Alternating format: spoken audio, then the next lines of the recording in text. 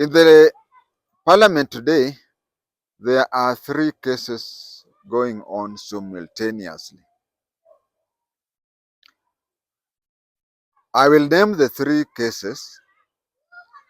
First, there is the impeachment of the Deputy President, Rigathi Gachagua. Second, there is an impeachment move at the Senate by Mungatana.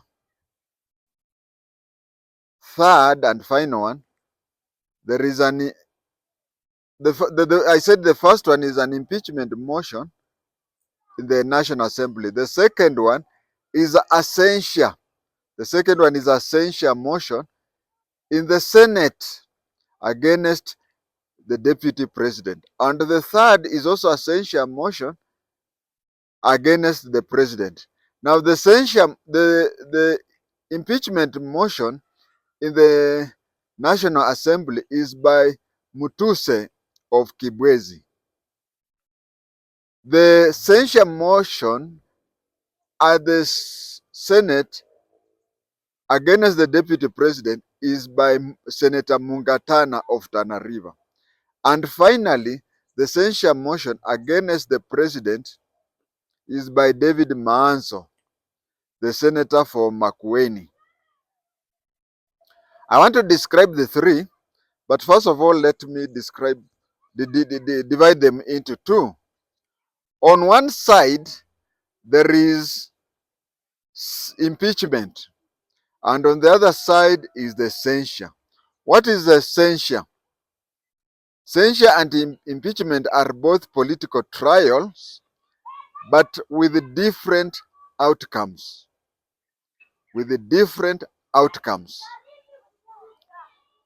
In impeachment, whoever is being impeached, the way we have seen several impeachment attempts, but of which I think two have been successful, that one of Sonko and that one of Kawera Mwangaza.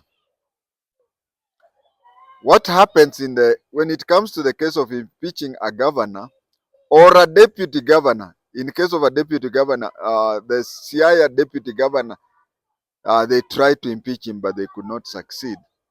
Now, in case of impeachment of a governor, it is the county assembly that undertakes to impeach a governor or a deputy governor. When it comes to the president, it is the National Assembly that impeaches the president or the deputy president. That impeachment, you can have all the facts in the world, but the truth of the matter when it comes to impeachment, because I called it a political trial, you will have to convince the politicians. What do I mean?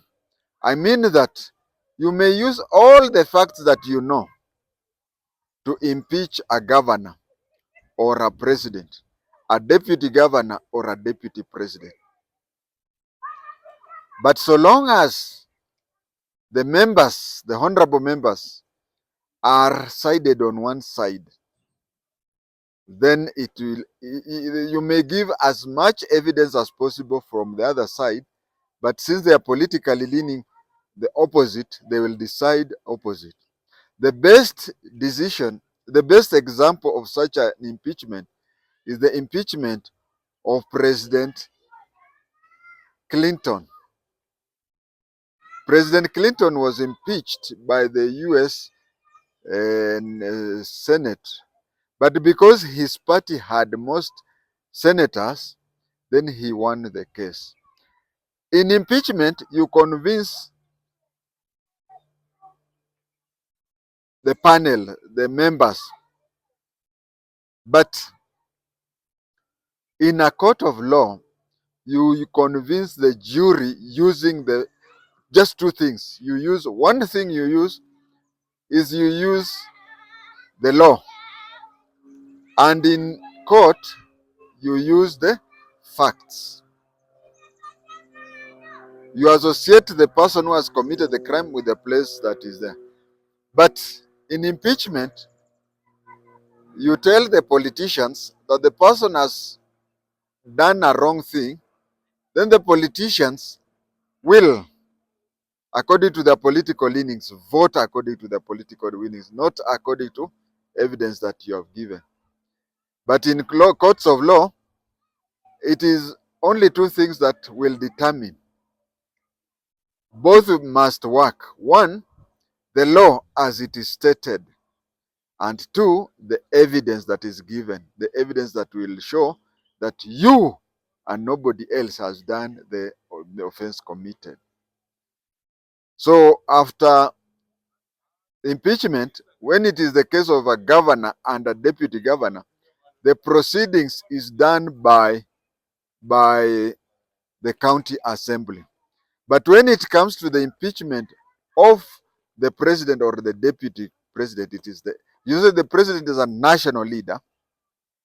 So the proceedings of the president and deputy president will go for the National Assembly. But the governor and deputy governor are county leaders. So the impeachment will go to the county assembly. Once the assembly, if it is a governor and deputy county, but if it is a president or deputy goes to national, after they have agreed to impeach him or her, then the matters are taken to the Senate, which makes a trial. The person now goes to the trial.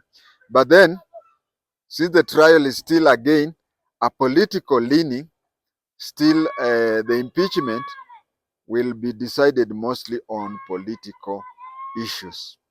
Now there is the censure. I said censure in the Senate. There were two censures. There was the censure of the president, and there was the censure of the deputy president. Mungatana is the one who first of all came with the censure of the deputy president. But I think with the impeachment of the deputy president, Mungatana's censure motion will die a natural death. Now what is remaining is the censure motion by Mutuse, the MP for Kibwezi, where he is censuring the president. And what is the difference between censure and impeachment? Impeachment and censure are the same thing. The only thing is the outcome or the intended outcome. You see, if you, whatever case you are doing, whether you are saying, whether the impeachment is that one of the president or the governor or their deputies, the cases will the case will go for full trial in the Senate. Now, when it goes to full trial in the Senate, and the Senate finds you guilty, if the Senate finds you guilty, you vacate your office. That is impeachment. But censure, move of censure is that the Senate will, or whatever level of legislature that does the censure motion, it is a reprimand. Censure, the best way you can explain a censure is a reprimand. So this person has been reprimanded. Nothing else happens. You are not kicked out of your office. Nothing happens to you, but you'll just be reprimanded. That is what censure motion is. So in when Mungatana, you see, Mungatana is a lawyer, and David Manzo is a lawyer, and they're not just lawyers. I think if by now they are not senior counsels, very soon they'll become senior counsels. They know law than me and you combined. But you see, what these two politicians are doing by Mungatana trying to censure Rigathi Gachagua and David Maanzo trying to censure Ruto is playing to the gallery. Is playing to the gallery because what is the use of Mungatana taking a censure? You see, if you take this impeachment motion, it means that if the impeachment goes through, Rigathi Gachagua loses his job, isn't it? But if Mungatana's censure motion goes through, nothing will happen. He'll just be told that you have been reprimanded. I think the best language there is reprimanded. He'll just be reprimanded. And the story ends there. That is Mungatana's censure to Rigathi Gachagua and David Maanzo's censure. But then, can they raise the number to censure that people? Well, most likely no. Especially that one of censuring the president may be a bit hard. So, as I said, censure means disapproval or reprimand. Now, what are the things that they are being Maanzo is reprimanding the president? He's reprimanding the president because of the police brutality.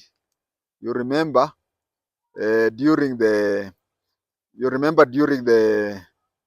JI-TENGE, he's saying that the president, he's saying that even though the National Police Service is independent, but the president, in his capacity as the commander-in-chief and the chairman of the National Security Committee, it was during his time as the commander-in-chief, askari namba moja, and as the chairman of the National Security Committee, he has a responsibility for whatever happened during the JI-TENGE, what people call police brutality.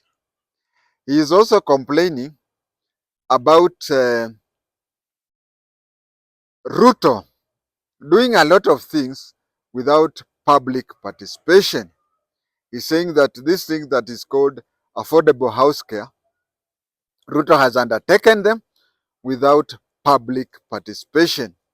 He has also said that Ruto changed things from NHIF to SHIF and SHA without public participation. So that is why he's saying that based on that, Ruto should do what? Ruto should be reprimanded or censured.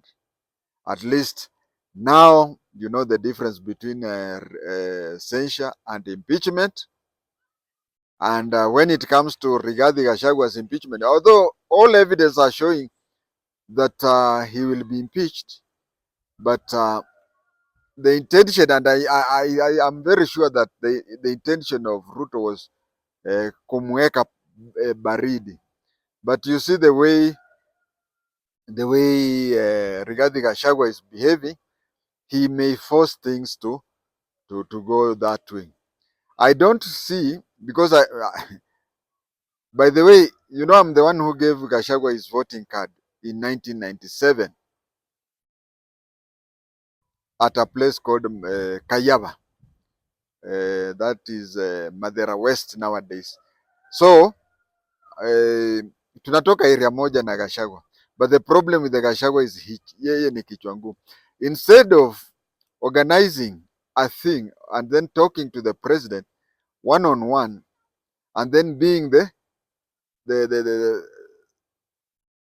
one to bow down, anakuwa kichwa ngumu. I know the jinsi will now start shambuliaring me at, oh, why should he do that? Why should he do that? I'll say he should do that because we have never seen in Kenya's history where the president calls a press conference and immediately the press conference ends, the deputy president has his whatever. We have never seen a situation where the president attends to a meeting, and then the deputy president comes later. We have never seen a situation where the deputy president is within the country and visiting heads of states come in and do whatever. The question is, he's talking of the president's mind as blocking him and doing everything and doing everything. You see, any job you accept, it has its slowed down.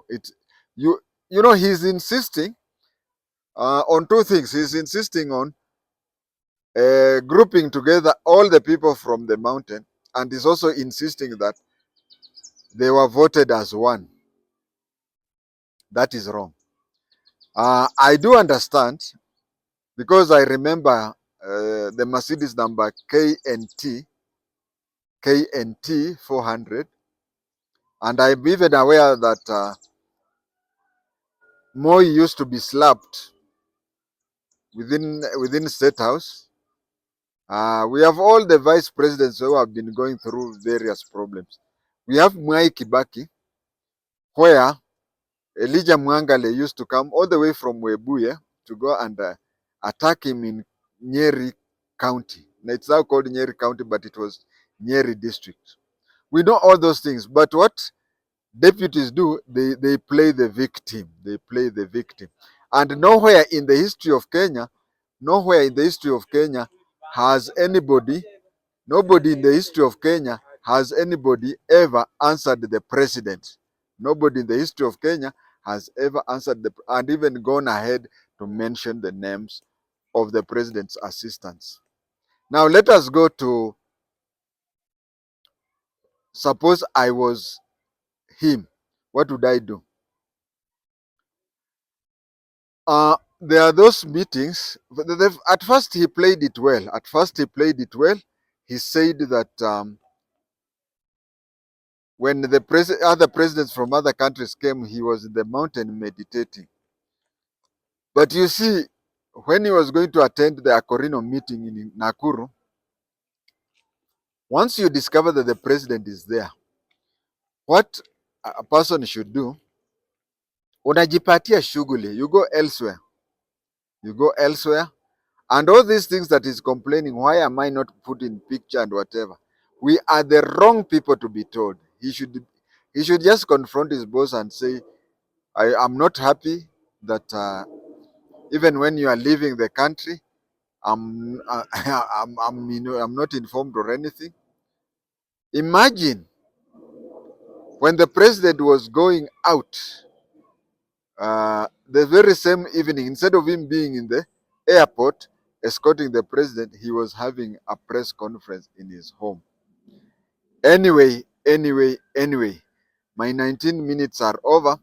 What I wanted to say is that I wanted to differentiate the three between impeachment, which Rigathi Gachagua is going through, and motion of censure, which was happening to Rigathi Gachagua and Ruto.